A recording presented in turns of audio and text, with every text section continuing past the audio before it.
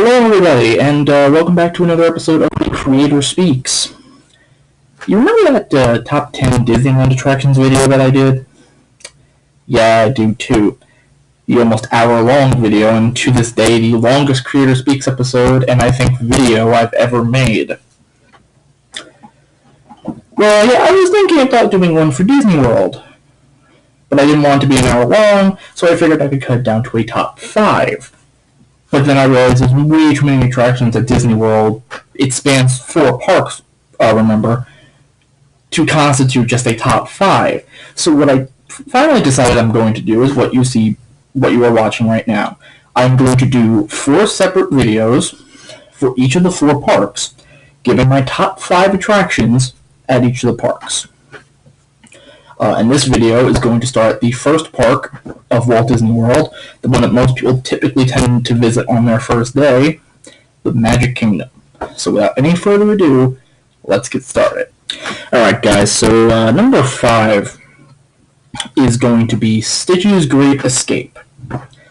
Now, this ride replaced another ride that was there before called Alien Encounter, I think, that many people want Disney to reinstate because they don't like the Stitch ride, because the Stitch ride, to many people, is very much toned down. It's not as scary as apparently it once was.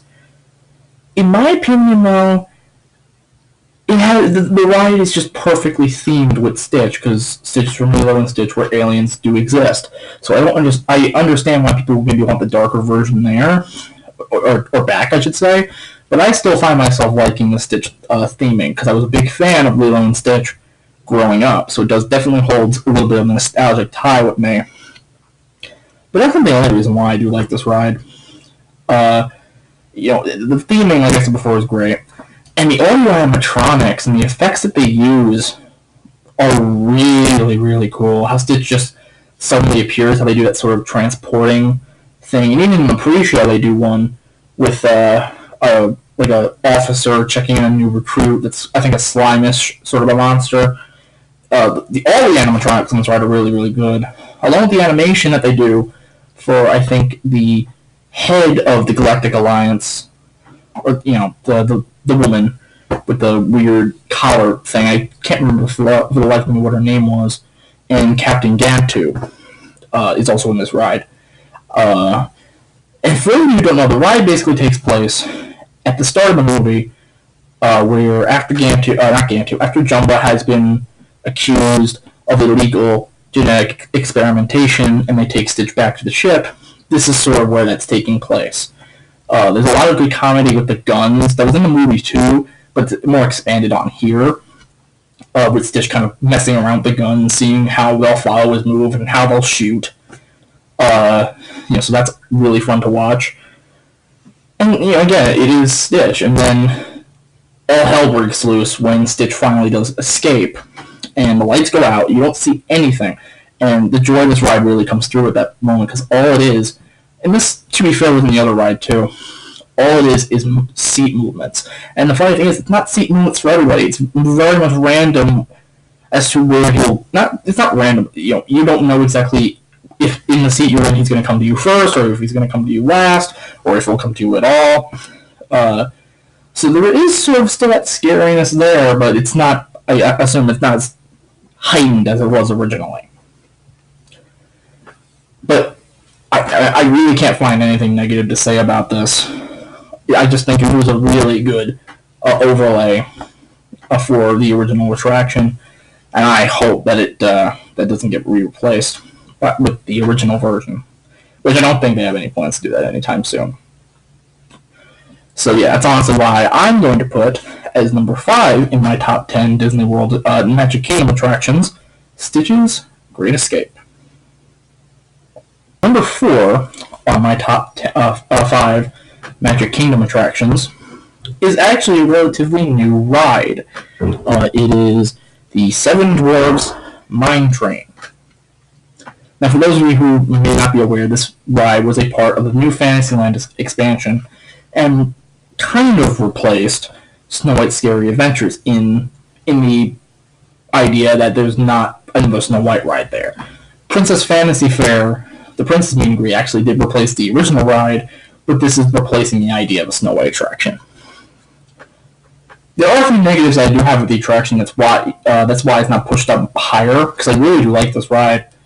But there are a few things that I do wish maybe they did differently that I'll get to in a second. But let's talk about the good things first. Number one, these audio animatronics on the Dwarves are amazing. Absolutely stunning. The Imagineers really worked their butt off, making you believe these dwarves were real. Now, this is the dark ride portion. The ride, actually, to be fair, it doesn't actually pick up a lot of steam until you get into the dwarves' mine. Then everything comes to life. And here's the thing.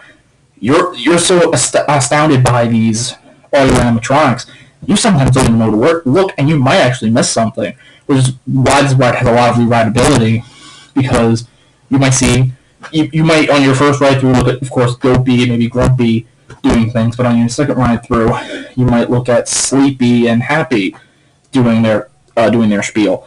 It's just a lot of things to look at, and the theming is just amazing on this ride. And it actually has a very nice touching nod to the attraction that it kind of sort of replaced, being Snow White's Scary Adventures. Because after you get out of the Dwarves' Mine and you enter the roller coaster portion, you come up on the Dwarves' Cottage, which you actually pass in the queue. And it's the scene where they're sort of celebrating the yodeling song scene from the movie. And all the audio animatronics that are in there, as far as, to my knowledge, are the ones from the original attraction. And the two vultures that are at the top of the mine are also from the original attraction, Snow White's Scary Adventures. So Disney really sort of did a nice touching nod to fans of the original attraction, because think about it, this could not have been an easy choice for them, because Snow White's Scary Adventures is one of the first classic attractions from Fantasyland, and to have it be replaced definitely was probably a hard decision on their part. So, I mean, the soundtrack is gorgeous. It is basically the movie's music, but the movie's music isn't terrible. Hi Ho is very much prevalent in this ride, and there's actually a really nice. I should have mentioned before. There's a really nice witch audio animatronic at the end, which sort of leads me into what I have a little bit negative to say.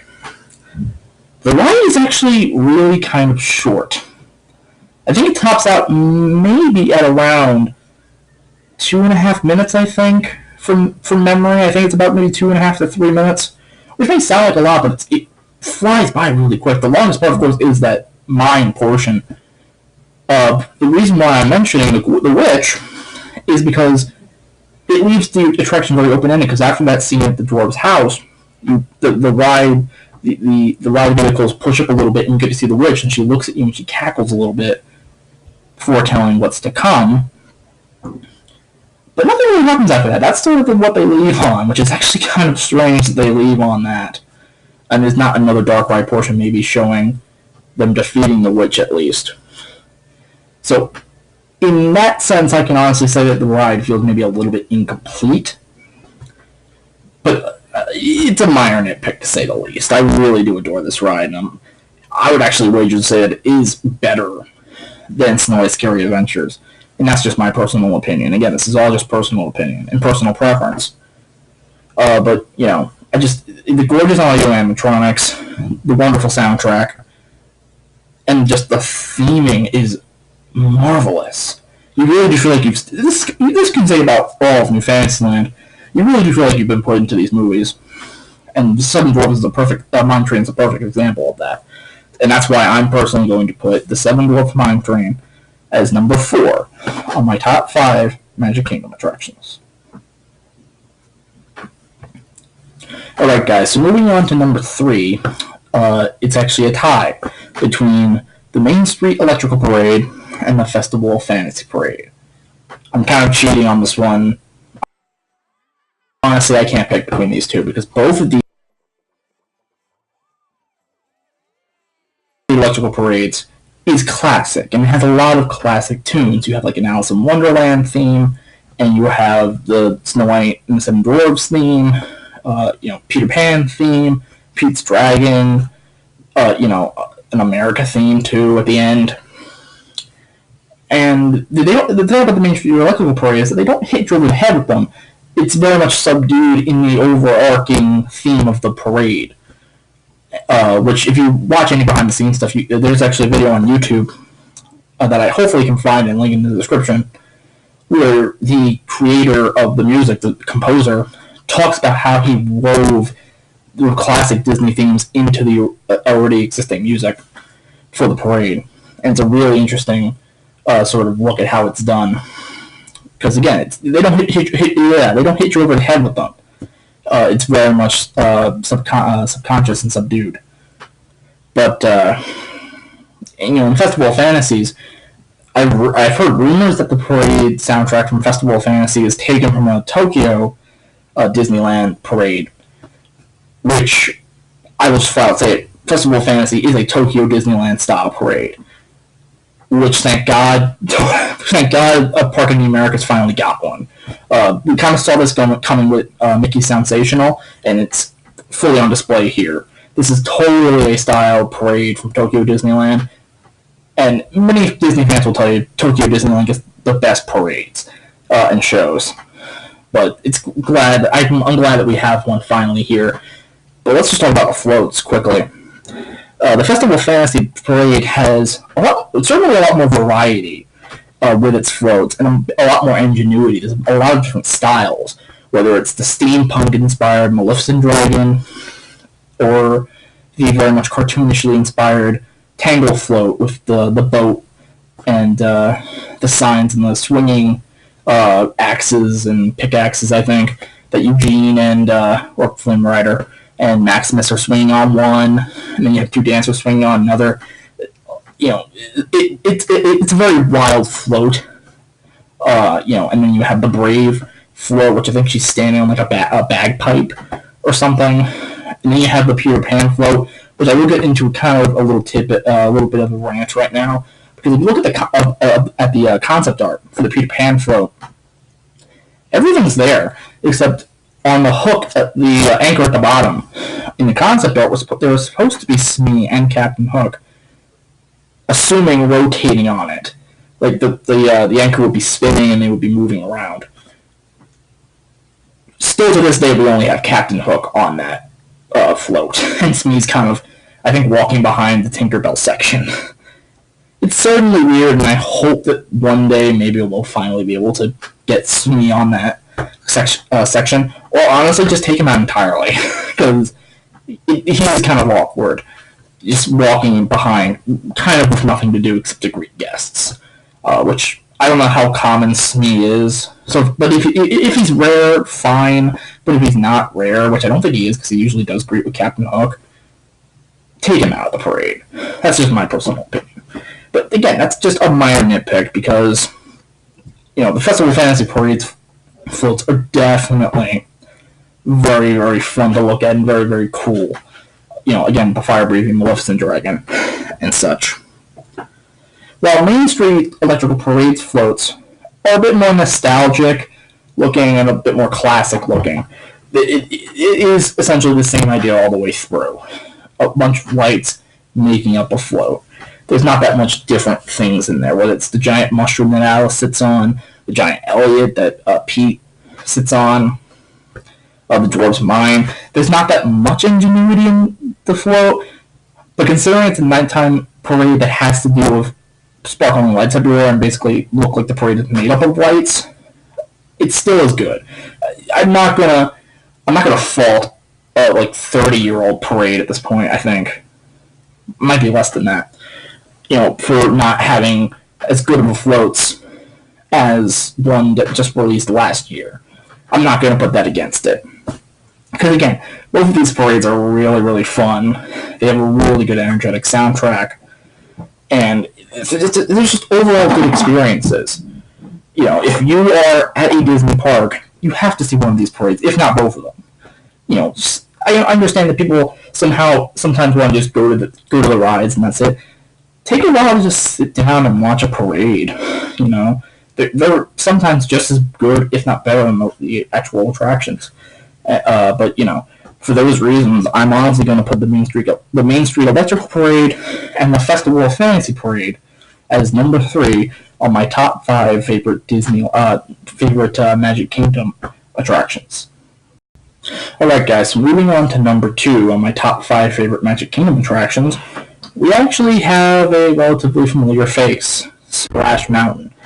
Now, I already went a little in depth with this in my top 10 Disneyland Resort attractions, which you can find a link to in the description. So I'm not going to speak about it too much here, but I will just touch upon the things that I touched on in that review, just in a very quick way. So again, like I said before, this is why it's a great use of the source material that many people maybe not have even seen before.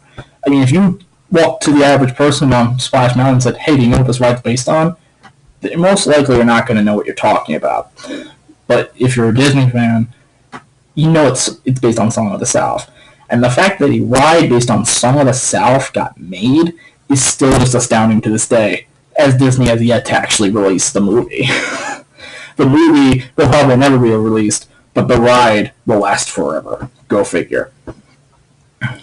And like I said before as well, it just has a really good soundtrack that really does have great transitions into one section into another. The drop lands so well into Zippity Doo Dah at the end, with the showboat with all the animals. You know, all the transitions work really, really well, and the music plays a big part in that. Also, going with the look of the attraction, with the excellent theming, especially the exterior theming. You really do look like you're in that world of Uncle Remus's stories and Song of the South. But the colors, especially in the ride, they just pop. In the dark ride portion, it's almost overwhelming with how much the colors are saturated and how much they're just popping at the eye, and it really does make for a good experience, both visually and auditory. Which is what a great ride should consist of, especially at a Disney park. So, I mean, there's not much I can really say about Splash Mountain I didn't already say in the original video. So, again, I will link to the original video of, top 10 Disneyland Resort attractions, where I go, I think, a bit more in depth on this attraction, in the description, and I might even put an annotation on the screen at this point, so you can go check that video out to maybe get a bit more information on what that attraction meant to me at Disneyland, because many of the same feelings resonate at Disney World. And again, that's why I would put Splash Mountain as number 2 on my top 5 favorite Magic Kingdom attractions. Alright guys, and we made it. Number favorite Magic Kingdom attraction is Mickey's PhilharMagic. Yes, it's not Haunted Mansion, or my personal favorite is Mickey's PhilharMagic. This concept, when people first heard about it, which was Donald Duck is going to be basically riffing and making fun of and invading these classic 2D animated Disney scenes, but done in 3D animation, really kind of set a lot of people off because they didn't really know if it would work. And I'm probably sure Disney didn't know if it would work either, but I'm glad to say that it paid off wonderfully.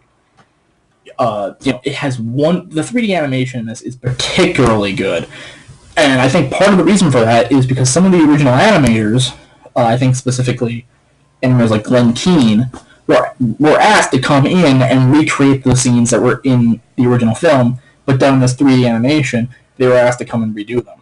So it is almost the same. I think Glenn Keane did Part of Your World, I believe. And it looks almost exactly the same. There are a few shots that are different, obviously, but the shots that you do remember from the movie, they are almost exactly the same, which is a really good touch. This show is also a very beautiful blend of show and experience. One example of this I can say is that the ride, when you walk in, it's set up almost like a stage, because that's the idea of the show, that Mickey's going to be enchanting the instruments to perform a show, and Donald Duck, of course, gets the sorcerer's hat and messes things up, a la Sorcerer's Apprentice. Except for Donald this time, which, to be fair, is actually kind of funnier. But the theater is set up almost like a concert hall, And when things start going awry with Donald and that sort of cyclone smoke happens on the screen, it's very subtle and you might not even notice it. But the bounds of the screen that make it the stage sort of atmosphere rise up and then disappear. Uh, and you're just left with the screen, which you can't really notice until it gets big in Be Our Guest, when you notice it's not there anymore. Which is good, because that's something I can kind of say a little bit about Muppet Vision that kind of does hinder it a little bit, is because you are always set in the Muppet Theater, which most of the show isn't, if not any of the shows, in the Muppet Theater. So that's one thing I can kind of say that hinders the show a little bit from Muppet Vision that I'm glad they redid well in this version. And another instance where the show and the experience are very much wonderfully blended is the ending, which, if you've seen Shrek 4D, it's kind of the same idea, where a tuba, I think, some sort of bass instrument, Donald is stuck in the bell of it, and it shoots him out, and he supposedly flies out of the screen and into the back of the theater where a audio animatronic sort of butt of Donald is shown stuck in the wall and is wiggling and wiggling until he finally falls down, and that ends the show. So when you're in the show, be sure to look back at the end, because there is actually something to look at, which many guests might not even see. You have to actually know about it, I think, in order to really see it. Again, going back to like the actual film itself, the scenes really do flow well into each other. Whether it's the scene from Peter Pan into A Whole New World, or part of your world into A Lion King, I Just Can't Wait to Be King, or going back into the show even more, Be Our Guest, into the Sorcerer's Apprentice scene with Donald having to pick up after Lumiere and all of them. No transition feels forced, in my opinion. It really does flow nicely into each other. So, I mean, yeah, the concept alone should sell you on this show just out of curiosity's sake. And again, it paid off marvelously well, to a fact that I think it's in every foreign Disney park. I know for a fact it's in Tokyo, and I believe Hong Kong. I don't think it's in Paris yet, or the original. Which, if it isn't, then it really should be. So yeah, there's not much I really have to say left on this one, guys. So yeah, this is why I'm going to personally put, even though it's not as grand as the Haunted Mansion or Pirates of the Caribbean, it's my personal favorite attraction at the Magic Kingdom, and definitely something that I will have to go each and every single time to see when I'm down at the Magic Kingdom. And it's my personal favorite Magic Kingdom attraction. So yeah, that's part one. This is only part one. I'm going to be doing the other parks eventually. So let me know down in the comments if you like this video and want me to continue to do the other parks. Odds are I'll do them regardless, but I would like to hear your feedback. And while we're at it, tell me what your favorite Magic Kingdom attractions are. Leave a comment or a video response.